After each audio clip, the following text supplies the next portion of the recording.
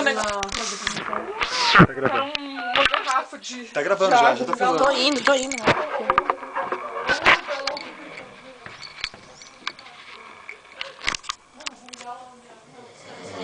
Eu não podia apagar a luz. Não podia apagar as luzes da casa, porque o fio era assim, o interruptor era um fio meu. Olha,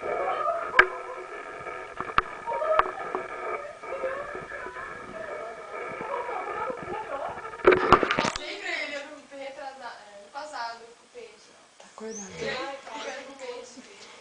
Eu passava mal com os dois. Nossa, meu peixe que tava todo mundo. Nossa, todo mundo. Meu, ele ia. Peixe, quem te aguenta? Você é muito chato. Ele ia ficar com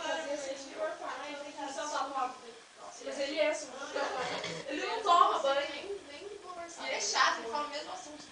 O velho. O velho de banho de peixe. Não, o velho fica assim, meu. Deixa eu apontar pra nós. O peixe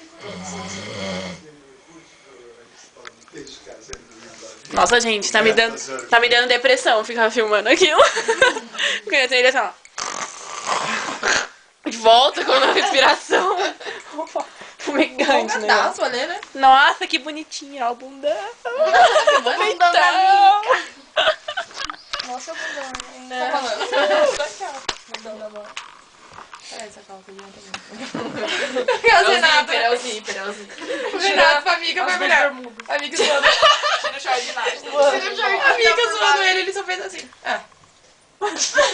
Galera, deve pagar Ele maior só olhou, pau né? sobre sua bunda. Fez uma cara, tipo... Nem preciso falar. Lá no Friends, ele falou, meu, a galera deve pagar maior pau pro seu rosto, mas quando você vira de costas, E ela se arrumando, a gente deitado assim. Mica, se fosse você, eu ia ter vergonha de viver.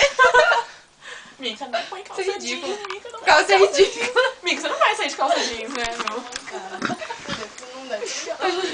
Quem falou? Quando eu e você ir pro Friends, era mais. Nossa, engraçado. demais. E a Maia Fri. Quem é mais? Cara, na privada. Meu. Renato. Eu sou um cara. Nossa. Má, Pri, Não, ele falou assim, maravilhosa. nossa, a Maia e a Pri juntas, não sei o que. Cara, A maravilhosa e a princesa da Renata. A maravilhosa e a privada.